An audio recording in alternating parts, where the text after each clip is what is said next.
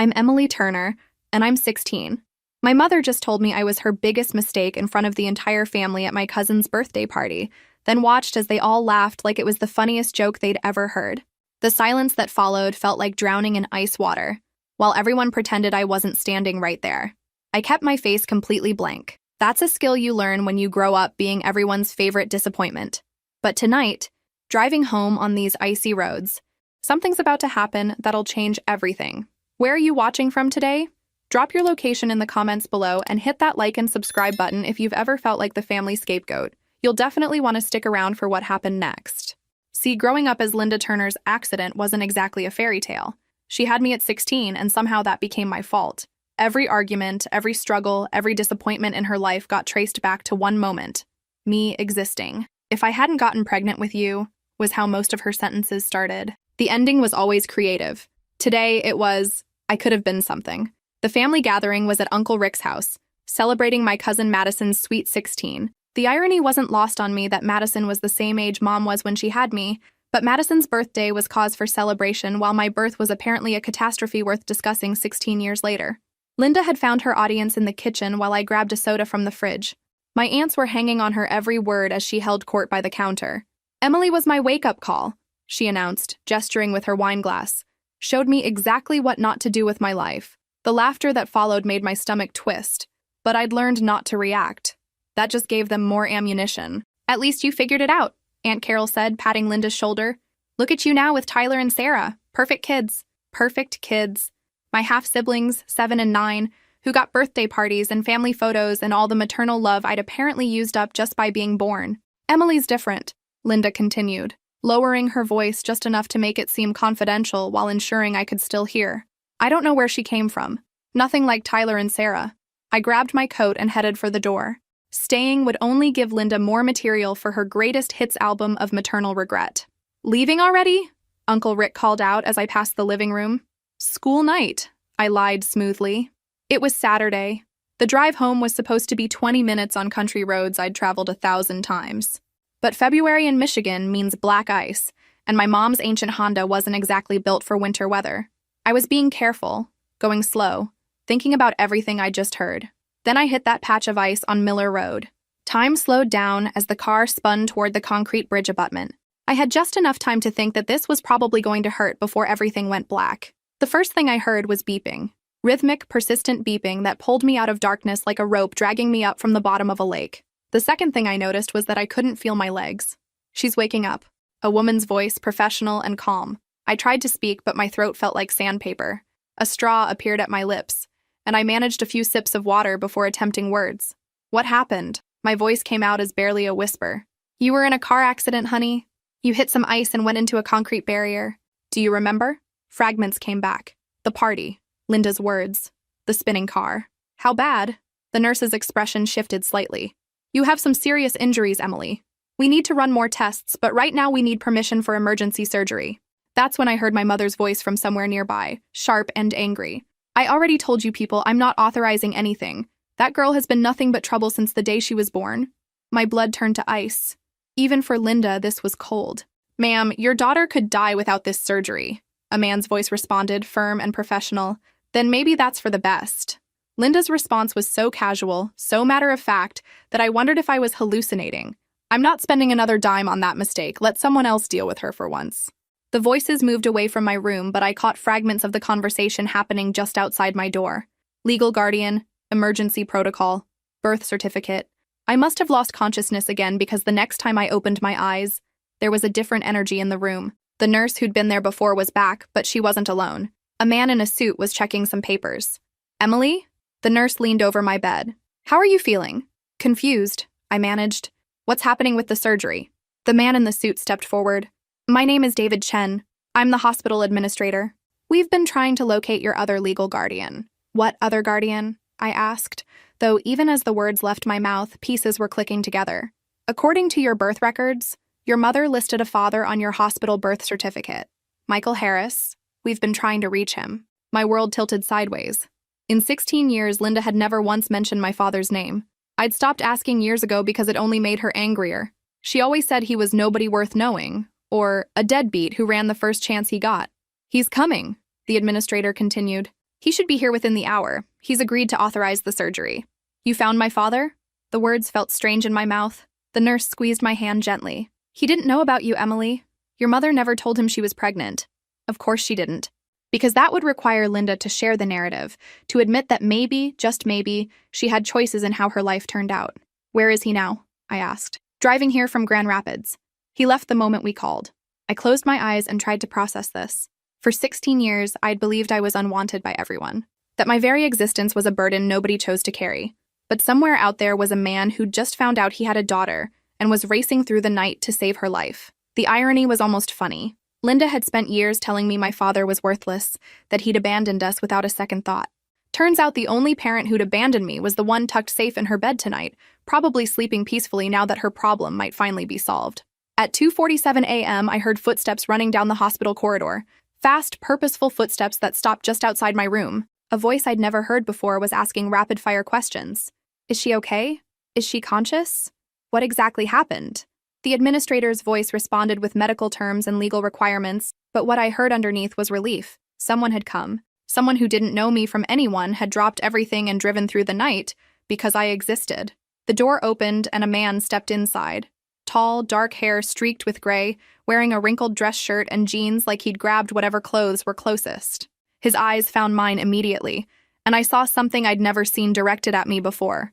Immediate, fierce protectiveness. Emily? He approached my bed carefully, like I might break if he moved too fast. I'm Michael. I'm your... He stopped, clearly unsure what to call himself. My father, I said quietly. The word felt foreign, but not wrong. Yes. His voice cracked slightly. I had no idea you existed until 2 hours ago, but I need you to know that I'm here now. Whatever you need, whatever this costs, whatever has to happen, I'm here. I studied his face, looking for traces of myself. The nose, maybe? Definitely the eyes. But more than physical similarities, there was something else. He was looking at me like I mattered, like my life had value. Where have you been? I asked, not accusingly, just needing to understand. Michael's expression darkened. Your mother never told me she was pregnant. I thought, we dated for a few months when we were 16. When she suddenly stopped returning my calls, I figured she'd moved on. Kids that age, you know? I tried reaching out a few times, but she was always too busy or had other plans. So you never knew. I swear to you, Emily, I never knew. If I had... He stopped and took a shaky breath. We're going to have plenty of time to talk about all of this. Right now you need surgery. The surgeon appeared in the doorway, clearly eager to get started now that the legal hurdles were cleared. Mr. Harris, we need to move quickly. Michael turned to me. I'm going to sign whatever they need me to sign. When you wake up, I'll still be here. It was such a simple promise, but it hit me like a truck. When you grow up with a mother who treats your existence like a daily inconvenience, having someone promise to stick around feels revolutionary. Okay, I whispered. As they wheeled me toward surgery, I caught a glimpse of Michael in the hallway, already on his phone. Cancel everything, he was saying to whoever was on the other end. Family emergency. I don't know when I'll be back. Family emergency. Like I was family, like I was worth disrupting his entire life for. Just before the anesthesia took hold, I had a moment of perfect clarity. For 16 years, I'd thought I was unwanted, because the one person who was supposed to love me treated me like a burden. But that wasn't the whole story. The whole story included a father who'd been kept in the dark and who'd moved heaven and earth the moment he found out I existed. Maybe I wasn't as alone as I'd always believed. Consciousness came back in pieces. The beeping machines first, then the familiar antiseptic smell, then the awareness that my body felt different. Heavier somehow, but also strangely peaceful. I opened my eyes to soft afternoon light filtering through hospital blinds. My head felt clearer than it had in, well, maybe ever. And sitting in the chair beside my bed, exactly where he'd promised he'd be, was Michael. He looked like he hadn't slept, but when he saw me wake up, his whole face transformed. Hey there, he said softly. How are you feeling? Like I got hit by a truck, I said, then paused. Actually, more like I hit a truck. He laughed, which surprised me. Linda never thought my jokes were funny. Well, your sense of humor survived intact, so that's a good sign. I tried to sit up and noticed something taped to the IV stand beside my bed, an official-looking document with a hospital letterhead. My eyes focused on the words at the top, Legal Guardian Authorization, Emergency Custody Transfer. And there, in black and white, New Legal Guardian, Michael Harris, Biological Father. I stared at those words for a long moment. Is this real? Michael followed my gaze and his expression grew serious.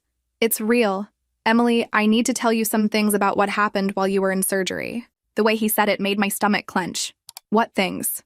Your mother came to the hospital yesterday. His jaw tightened. She wanted to know why you weren't. She wasn't happy that the surgery had been authorized. That was probably putting it mildly. I could imagine Linda's reaction to discovering her problem had been solved by someone else's intervention. What did she say? Michael looked like he was choosing his words carefully. She made it very clear that she considered her responsibility to you to be over. She signed papers transferring all legal rights to me.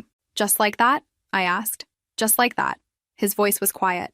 Emily, I think there are things you need to know about how you've been living, things I'm only starting to understand. Over the next hour, Michael told me what he'd learned from doctors, social workers, and hospital administrators. How I'd been brought to the emergency room with no insurance despite Linda having good coverage for Tyler and Sarah.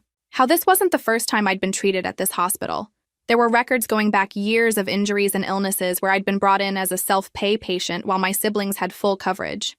The social worker showed me your school records, Michael said, his voice tight with controlled anger. Perfect attendance, honor roll, but no parent ever attended a single conference or school event. I shrugged. Linda was always busy with Tyler and Sarah's stuff. That's not normal, Emily. That's not how parents are supposed to treat their children. It was strange hearing someone else say what I'd always suspected, but never let myself fully acknowledge. In the Turner family narrative, I was the difficult one, the burden, the source of all problems. Having someone look at the same facts and reach completely different conclusions felt like stepping into an alternate universe.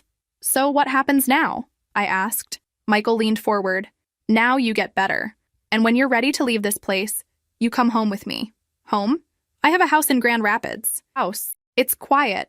Probably boring compared to what you're used to. I work a lot, but I can change that. He paused.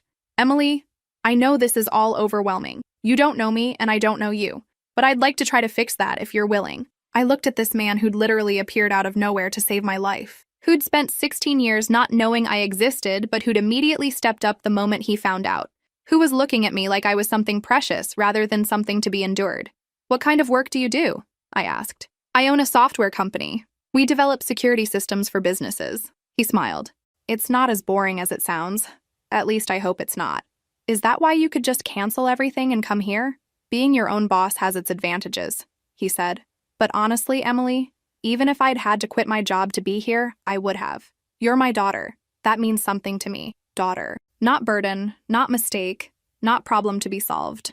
Just daughter. For the first time in my life, I felt like I belonged somewhere. The next few days in the hospital gave Michael and me time to piece together my life story, and the picture that emerged wasn't pretty. He'd been gathering information like a detective, talking to doctors, reviewing records, asking questions I'd never thought to ask myself. Your birth certificate lists me as the father, but your mother never applied for child support, he told me on my third day post-surgery.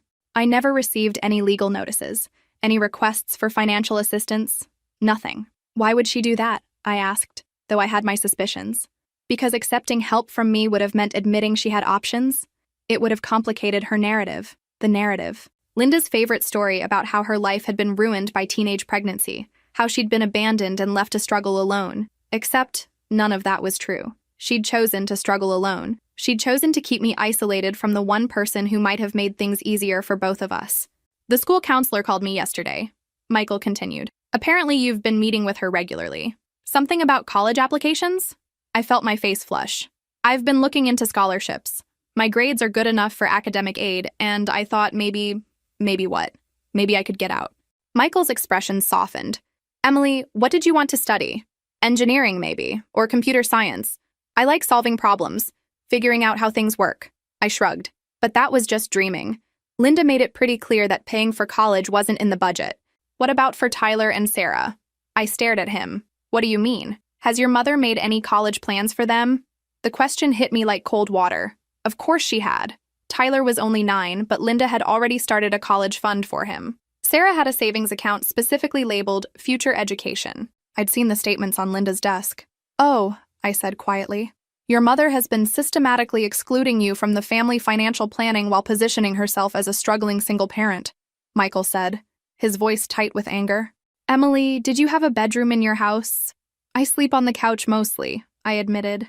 My room is more like storage now. Michael was quiet for a long moment. When he spoke again, his voice was carefully controlled. That's not how families work, sweetheart. That's not how children should be treated, sweetheart. The casual endearment made my chest tight. Linda had never used pet names with me. I was always just Emily, said with varying degrees of irritation. Mr. Harris? A knock on the door interrupted us. I'm Janet Morrison from Family Services. I'd like to speak with both of you. The social worker was a kind-faced woman in her 50s who settled into the chair across from my bed with a thick folder. Emily, I've been reviewing your situation, and I want you to know that what happened here, your mother's refusal to authorize medical care, is legally considered medical neglect. Combined with the other evidence we've gathered about your living situation, this case would typically result in removal from the home. What other evidence? I asked. The educational neglect, the housing situation, the exclusion from family medical coverage despite available resources. She looked at Michael. However, since your biological father has stepped forward and is requesting custody, and since your mother has voluntarily relinquished her parental rights, we can avoid the foster care system entirely. Michael leaned forward. What do I need to do to make this official?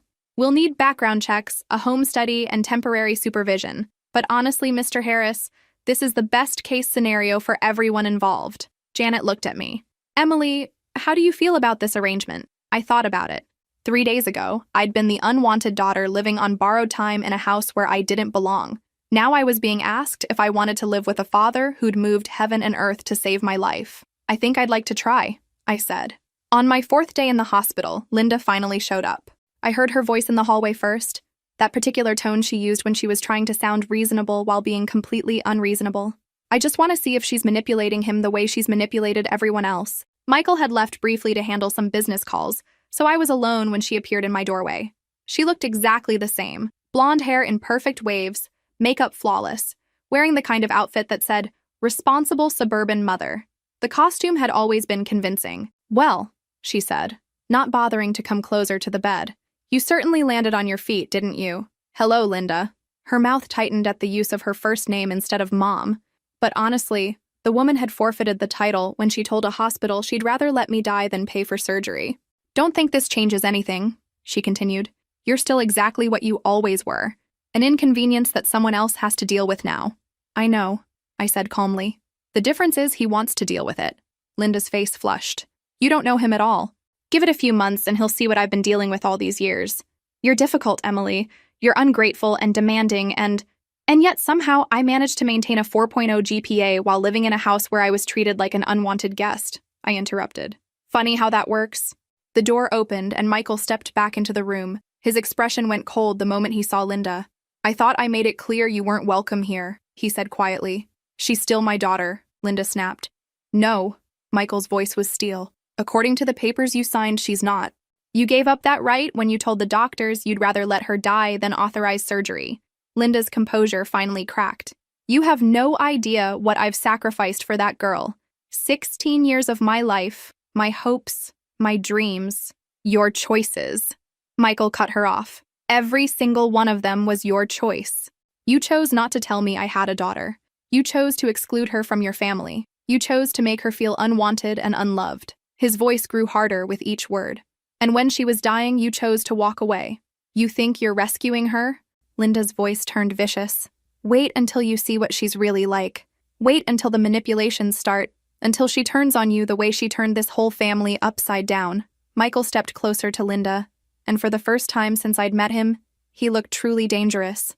Let me be very clear about something, he said, his voice low and controlled. Emily didn't turn anything upside down. She was a child who deserved love and protection, and instead she got you. But that ends now. Linda's eyes darted between Michael and me, and I saw something I'd never seen before. Uncertainty. For 16 years, she'd controlled the narrative about my life, about my worth, about my place in the world. But suddenly there was someone else in the room who saw things differently. This isn't over, she said, but her voice lacked conviction. Actually, it is, Michael replied. It's been over since you walked away from your own daughter when she needed you most. After Linda left, Michael sat down heavily in the chair beside my bed. I'm sorry you had to see that, he said. I'm not, I replied. I've never seen anyone stand up to her before. She's always controlled every conversation, every narrative, every relationship. I paused. It was nice to watch someone not buy into her act. Michael looked at me with something that might have been pride. You handled that really well. Most kids would have fallen apart. I've had a lot of practice, I said dryly. He laughed, which surprised both of us. You know what? I think we're going to be okay, Emily. For the first time in 16 years, I thought he might be right. 2 weeks later, I was finally cleared to leave the hospital. Michael had spent every day getting to know me, and honestly, it was weird having someone actually interested in my opinions about things. He asked what music I liked, what books I read, whether I preferred morning or night. Basic stuff that Linda had never bothered to learn in 16 years. "Ready to see home?" he asked, wheeling me toward his car in the hospital wheelchair I didn't really need anymore. "You're home," I corrected. "I'm just visiting until we figure this out." Michael stopped pushing the wheelchair. "Emily, look at me." I turned around to face him. "It's not my home. It's our home. There's a difference. Our home." The words felt foreign and warm at the same time. The drive to Grand Rapids took about an hour, and Michael used the time to tell me about his life. He'd started his software company when he was 25 with nothing but a computer and an idea. Now, at 32, he employed 40 people, and his security systems protected businesses across 3 states. "I work a lot," he admitted as we pulled into a quiet neighborhood lined with maple trees.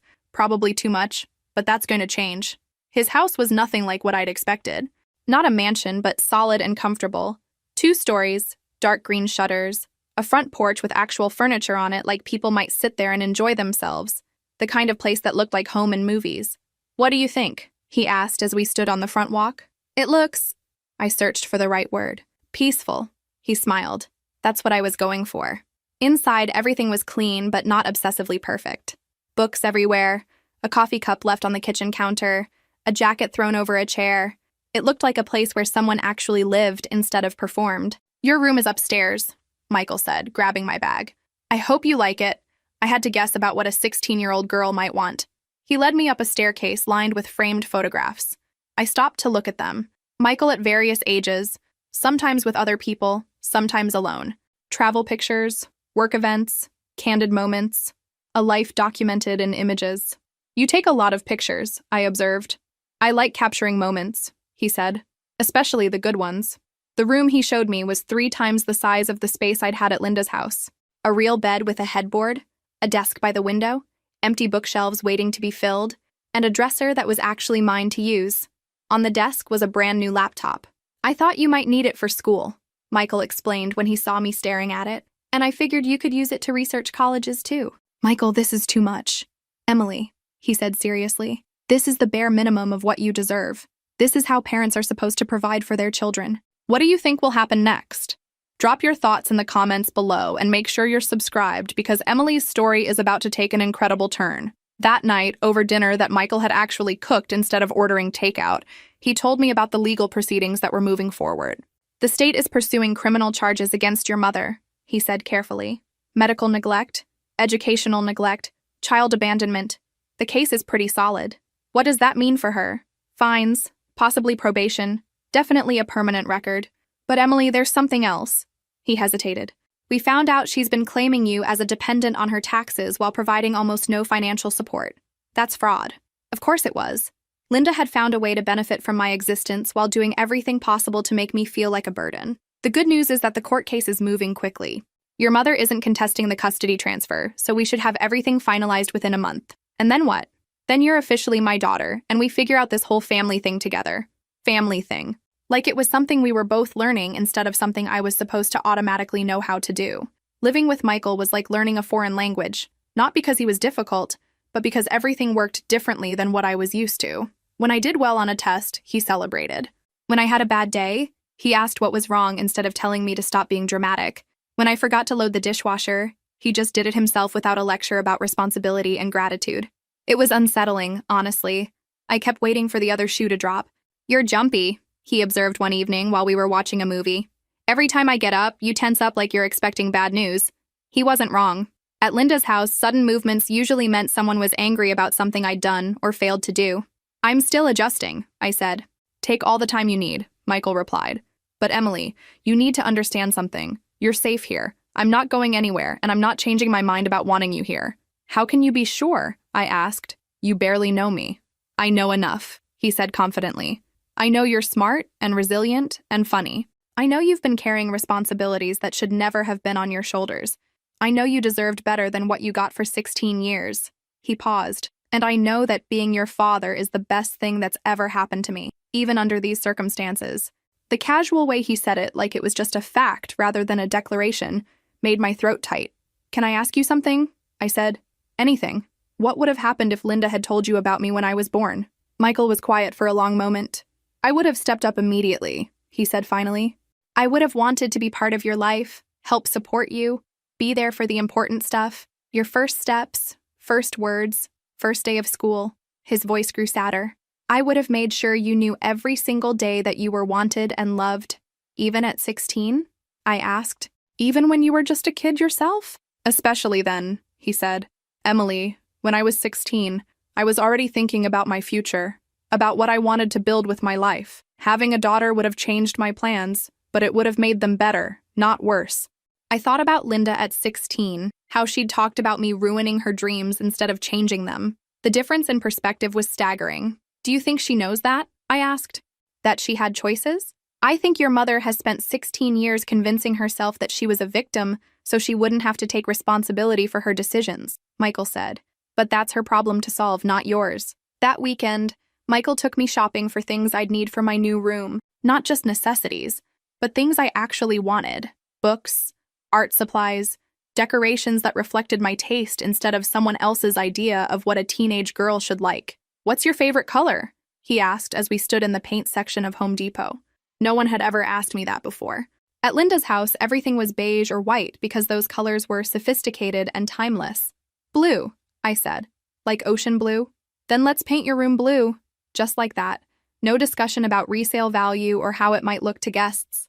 Just my preference, treated like it mattered. As we loaded paint cans into the cart, I realized this was the first time in my life that my wants had been considered equally valid as everyone else's. The court hearing was scheduled for a Thursday morning in March. Michael had hired a lawyer, but honestly, it seemed like a formality at this point. Linda had signed away all her parental rights. The state had documented the neglect, and I'd made it clear to everyone involved that I wanted to stay with Michael. Still, I was nervous. What if she changes her mind? I asked Michael as we walked into the courthouse. "She can't," he said firmly. "The rights termination is already processed. Today is just about making my custody official." The courtroom was smaller than I'd expected, more like a conference room with fancy furniture. Linda was already there with a lawyer who looked like he'd rather be anywhere else. She didn't look at me when we walked in.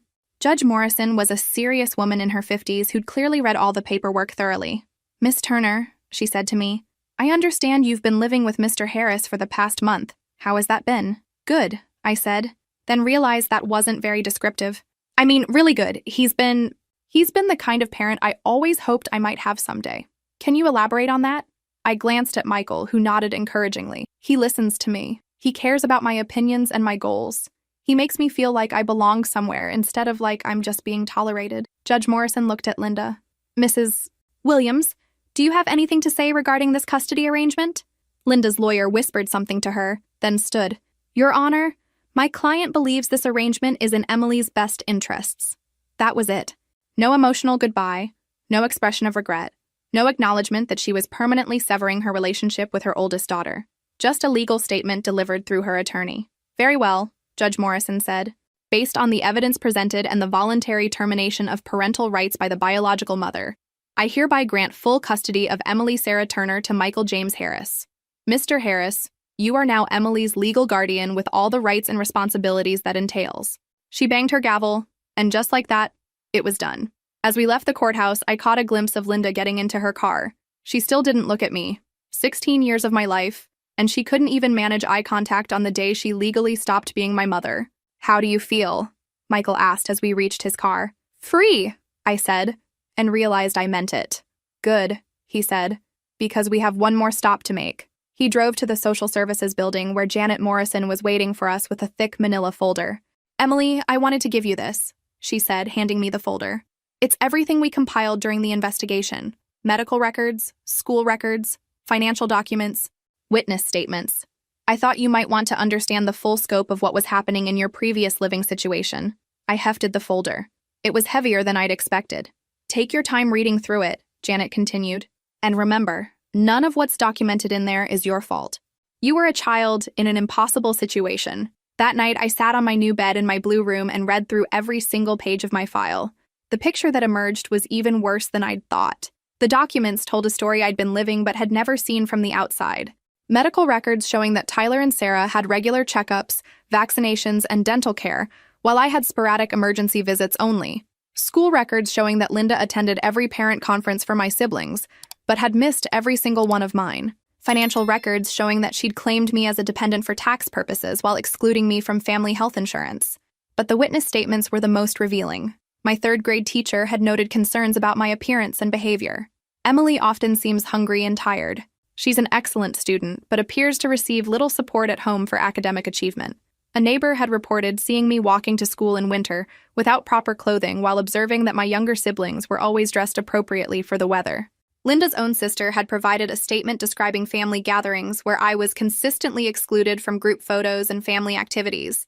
The pattern was clear and documented. Systematic exclusion disguised as normal family life. Michael knocked on my door around 10 o'clock. "How are you doing with all that?" he asked, nodding toward the scattered papers. "It's weird seeing it written down," I said, "like having someone else confirm that I wasn't imagining things." "You weren't imagining anything," Michael said firmly. "Emily, what was done to you was wrong. It was cruel and it was calculated, and none of it was your fault." I picked up one of the financial documents. "Did you know she was getting child support from the state for me? Money that was supposed to help with my care?" Michael's expression darkened. "I saw that. She was receiving aid based on claiming to be a struggling single mother while having a stable marriage and two-income household. Where was that money going? Based on the spending patterns we could track, Tyler's sports equipment, Sarah's dance classes, family vacations that you weren't included in." He sat down on the edge of my bed. "Emily, your mother systematically stole from you. Not just money, but childhood experiences, emotional support, basic care. She stole 16 years of your life." I thought about that. 16 years of believing I wasn't worth loving, that I was the problem, that I was somehow fundamentally flawed in a way that made people not want me around. "Can I ask you something?" I said. "Always. When you found out about me, were you angry that you'd missed so much time?" Michael considered the question carefully. "I was angry at your mother for keeping you from me. I was angry at myself for not trying harder to maintain contact with her, for not pushing when she kept blowing me off. But angry about having you in my life? Never. Not for a single second. Even though I'm not a little kid anymore? Even though you missed all the cute stages?" Michael laughed. "Emily, you think I wanted a little kid? I wanted you, the smart, funny, resilient person you've become despite everything working against you. If anything, I'm grateful that I get to know you as someone who can have real conversations and make thoughtful decisions. We get to build our relationship as equals instead of me just being the guy in charge. I've never had that before," I admitted. "Had what?" "A relationship where my opinions mattered. Where someone actually wanted to know what I thought about things." "Well, get used to it," Michael said, standing up. "Because I'm going to be asking your opinion about everything from now on. College choices, what we should have for dinner, whether I should get a haircut, what movies to watch. Fair warning." As he headed for the door, I called after him. "Michael?" "Yeah? Thank you. For all of it. But especially for making me feel like I matter." "Emily?" he said seriously. "You don't just matter. You're the most important thing in my life now. And unlike some people, I don't plan to forget that." 6 months later, I was sitting in Michael's kitchen doing homework when the phone rang. He glanced at the caller ID and his expression shifted. "It's the district attorney's office," he said, answering. "Hello? Yes, this is Michael Harris." I tried to focus on my calculus problems, but I couldn't help listening to his side of the conversation. "I see. When?" "Yes, we'll be there, thank you." He hung up and turned to me. "That was about your mother's criminal case. She's been sentenced." My stomach clenched. "What did she get?" 2 years probation, community service, and full restitution. She has to pay back all the money she fraudulently claimed in benefits and taxes, plus court costs and fees." "That's it?" I asked. "After 16 years of neglect?" "Emily, the criminal justice system isn't really designed to address emotional abuse," Michael said gently. "But there's something else. She's also been ordered to have no contact with you unless you specifically request it. Like a restraining order?" "Essentially, yes. And she's been removed from any emergency contact lists at your school or with your medical providers.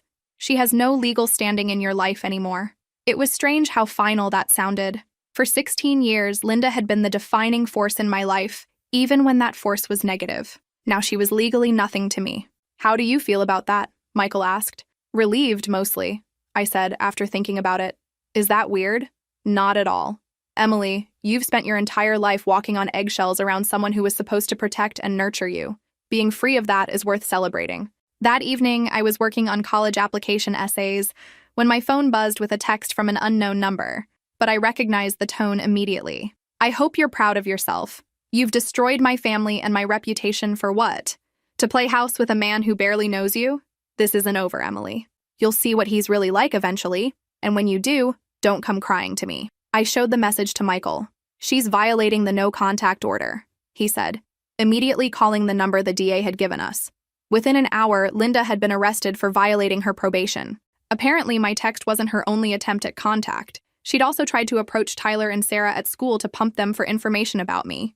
What happens now? I asked. Now she goes to jail for 6 months, and hopefully learns that her legal troubles get worse every time she tries to contact you.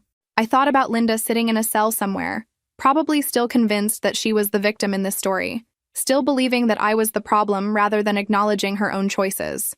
I used to think that if I was just better somehow, she might love me, I told Michael.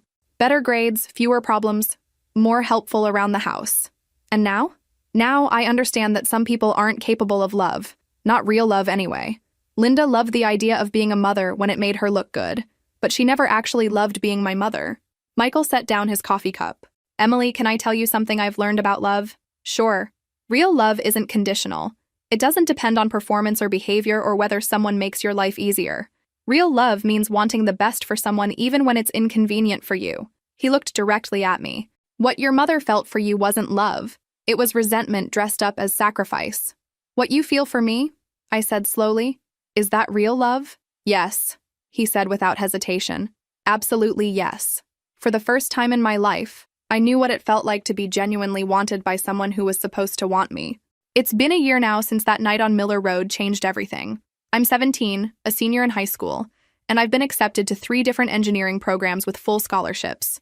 Michael cried when the first acceptance letter came. Actual tears of pride over something I'd accomplished. I can't believe it, he said, reading the letter for the 3rd time. My daughter is going to be an engineer. My daughter. He says it like it's the most natural thing in the world now. This morning, I was organizing my college paperwork when I found the folder Janet had given me last year. The documentation of my life with Linda. I haven't looked at it in months, but something made me pull it out today. Reading through it now, with distance and perspective, what strikes me isn't the cruelty or the neglect. What strikes me is how much energy Linda put into making me feel unwanted. How much planning and effort went into systematically excluding me from family life. It would have been easier to just include me. It would have required less work to treat me the same way she treated Tyler and Sarah. But that wouldn't have served her narrative about how her life had been ruined by teenage pregnancy. She needed me to be the problem so she could be the victim. Homework? Michael asked, poking his head into my room. Ancient history, I said, closing the folder. College planning? Life planning? I corrected. He came in and sat on my bed, something that still amazed me. The easy way we existed in each other's space now. The comfort level we'd built over 12 months of learning how to be a family. Any particular life plans you want to share? He asked. I was thinking about the accident, I said. About that night when Linda told the doctor she'd rather let me die than pay for surgery. Michael's expression grew serious. That's heavy stuff, Em. What about it? I used to think that was the worst thing that ever happened to me, I said. But actually, it was the best thing. How so? Because it forced the truth into the light. For 16 years, Linda controlled every narrative about my life. She decided what my story was, how people saw me, what my future would look like. But that night, she finally showed everyone exactly who she really was.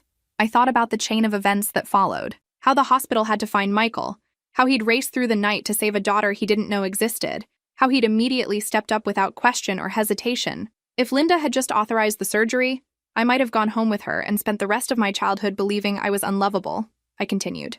Instead, I found out that the reason I felt unloved had nothing to do with me. Michael reached for my hand. Emily, you are so loved. By me, by your teachers, by the friends you've made here. You're not just loved, you're cherished. I know that now, I said. And that's what I mean about the accident being the best thing that happened to me. It didn't just save my life, it gave me a life worth living. We sat in comfortable silence for a moment, looking at the room that had become mine. Blue walls covered with photos and artwork and acceptance letters. A space that reflected who I was instead of who someone else thought I should be. Can I tell you something I've figured out? I said. Always. Family isn't the people who brought you into the world. Family is the people who fight to keep you in it. Michael smiled. That's very wise. I had a good teacher, I said. Later that evening, as I was finishing up my scholarship paperwork, My phone buzzed with a text from Tyler. Linda had finally allowed him to have my number, probably because she was tired of him asking about me. Emily, I miss you. Mom says you don't want to talk to us anymore, but I don't believe her. Can we visit sometime? I showed the message to Michael. What do you think? He asked. I think Tyler and Sarah are kids who have a mother who lies to them about me just like she lied to me about everything else, I said. They deserve to know their sister, and they deserve to know the truth. And Linda? I thought about it. Linda made her choice that night in the hospital. She chose her narrative over my life. I can forgive her for that, but I don't need her in my life anymore. So what about Tyler and Sarah? I'd like to know them, I said. When they're old enough to make their own decisions about relationships, when they can visit here, where Linda's version of events doesn't dominate every conversation. I typed back to Tyler. I miss you too, buddy. When you turn 18, you're welcome here anytime. Until then, know that I love you and Sarah. And someday, we'll have a chance to be real siblings. As I sent the message, I realized something. I wasn't angry anymore. Not at Linda, not at the family who'd enabled her, not even at the 16 years I'd lost believing I wasn't worth loving. I was grateful. Grateful for Michael, who'd proven that real love exists and that I deserved it. Grateful for the strength I'd developed surviving Linda's rejection. Grateful for the clarity that came from almost losing everything. Most of all, I was grateful for understanding the difference between being someone's biological child and being someone's chosen daughter. Biology gave me Linda. Choice gave me Michael. And choice, it turns out, is what real family is built on. If this story resonated with you, make sure to like and subscribe. Sometimes the worst thing that happens to you turns out to be the best thing that could have happened. Sometimes family isn't about blood, but about who shows up when you need them most. And sometimes, when one door closes on your life, another door opens to something better than you ever imagined possible. I'm Emily Turner Harris now, and for the first time in my life, I know exactly where I belong.